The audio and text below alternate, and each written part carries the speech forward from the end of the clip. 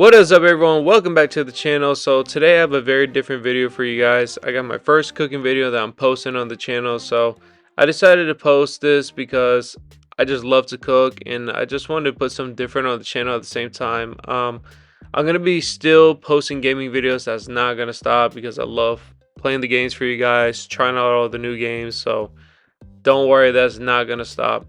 But this recipe that I did here just kind of came out from my head, so I decided to make a Chipotle mayo ribeye steak sandwich with arugula, Asiago cheese, and some homemade crispy onions. It was definitely worth to make, so if you guys want to try this recipe, definitely just follow along with the video.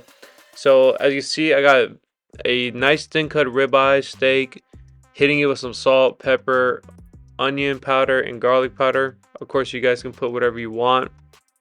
So then once you kind of get that seasoned up, make sure you get a nice hot ripping pan, either with some olive oil, avocado oil, just to kind of get a very beautiful nice sear on your steak, because that will hold great flavor.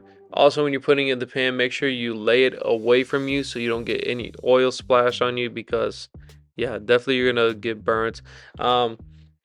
So kind of as I'm doing the cooking process here, I decided that I wanted to, once I get my nice crust, I wanted to get some butter thrown in there, a little bit of thyme, just to kind of incorporate more of that flavor.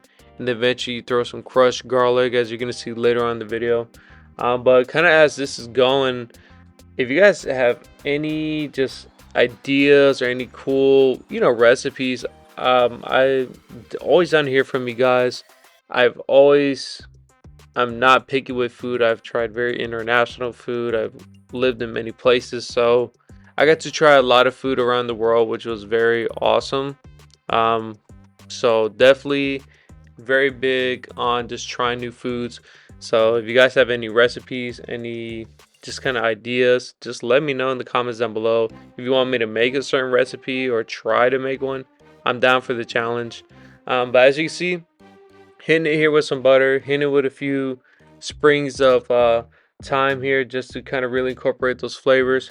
So I had a very thin steak, so kind of when I got my crust on the other side, I put it in the oven for a very short few minutes at about 350 degrees. If you have a thicker cut of steak, definitely, if you want to sear it or reverse sear it, that's kind of your preference. I like my steak medium rare. um, if you have your other preference for your flavors and your just kind of temperature level, that's all fine for that for sure. But definitely with this sandwich, it was so good, guys. I can't wait for you guys to see the final end product.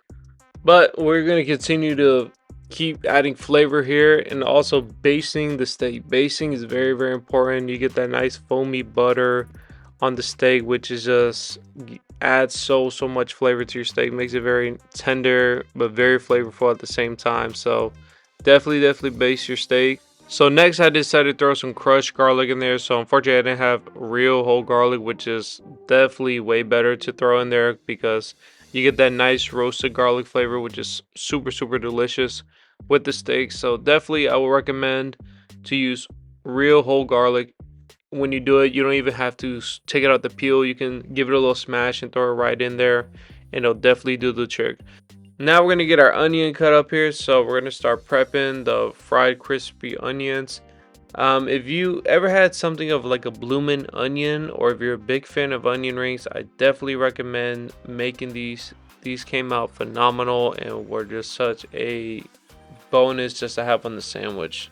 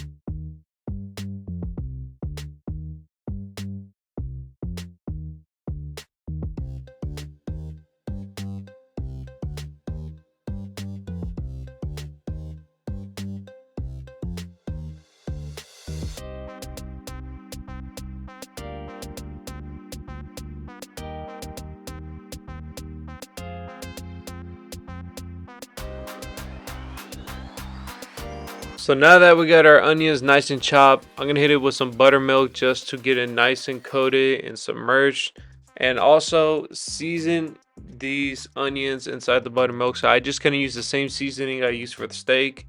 You can also use just kind of any seasonings you want.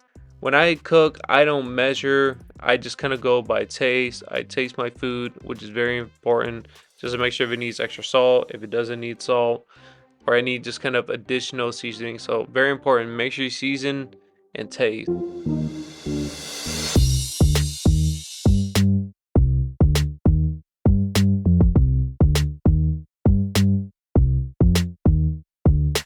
All right, next, so we're gonna be seasoning up our flour. So go ahead and get you a nice sized bowl to get your flour in there.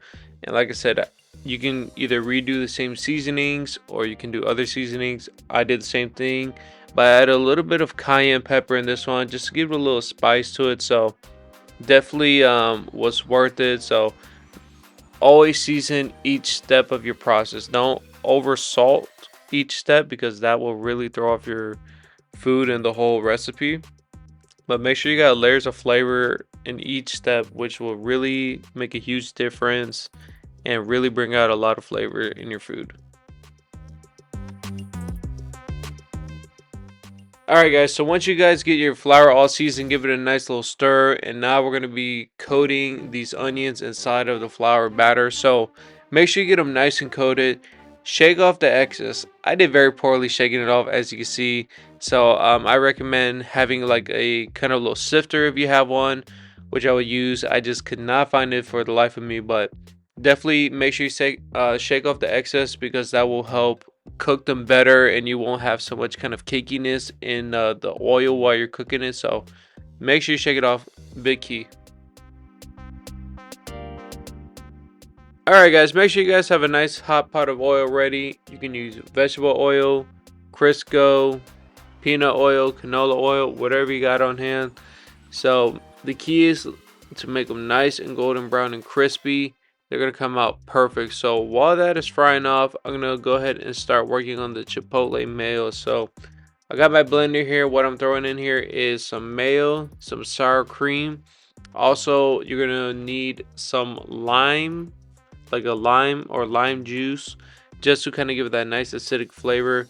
And also just a good old can of Chipotle. Either you can add a lot, a little, whatever your kind of spice tolerance is. Make sure you put a little bit of the juice in there also. It's gonna come out phenomenal.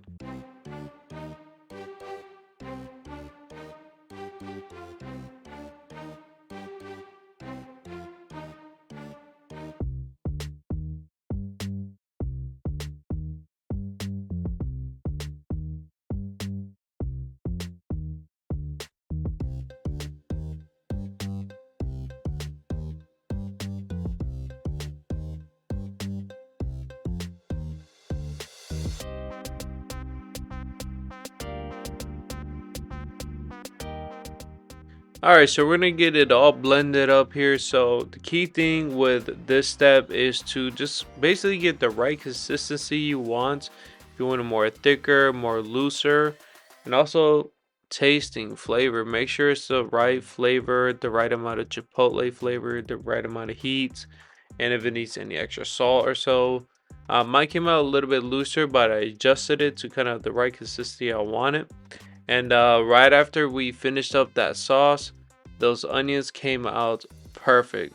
Sorry about the mess. I definitely dropped a few here, but no biggie.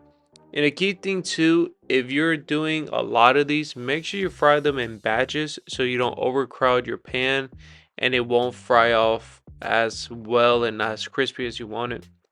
So once it kind of came out the fryer, also hit them with a pinch of salt just to give it a nice extra, just kind of finishing to it, and it just came out perfect. All right, guys. So now I got my cutting board and the steak is done. So look at those.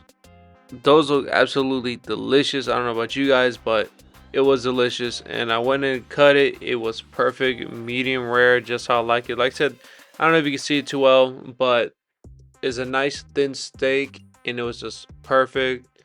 very tender. And here I got my bread going here, so you can use any kind of bread you want, your preference. I kind of had like a brioche bread here, so I was gonna go ahead and just get it sliced open.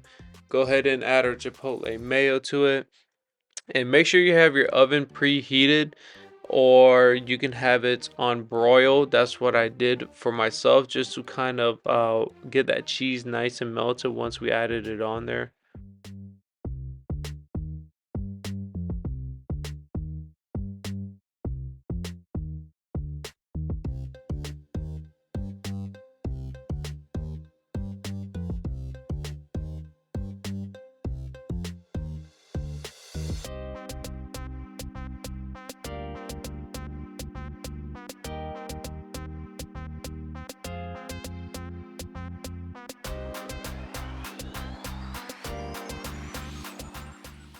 Alright guys, so once I got my cheese kind of the melty consistency I wanted, like I said, you can use any kind of cheese you want. I went ahead and throw those onions on there, which like I said came out perfect. I think probably one of my favorite parts of the whole entire sandwich besides the steak. So definitely recommend. Make sure you guys top off with your arugula. If you never had arugula, it's kind of a very peppery type green, but it's very good with the steak. It pairs phenomenal with it. If you also want to dress it up a little, you can dress in a little bit of olive oil. Just gives it a nice touch. Me, I just kind of added to it dry.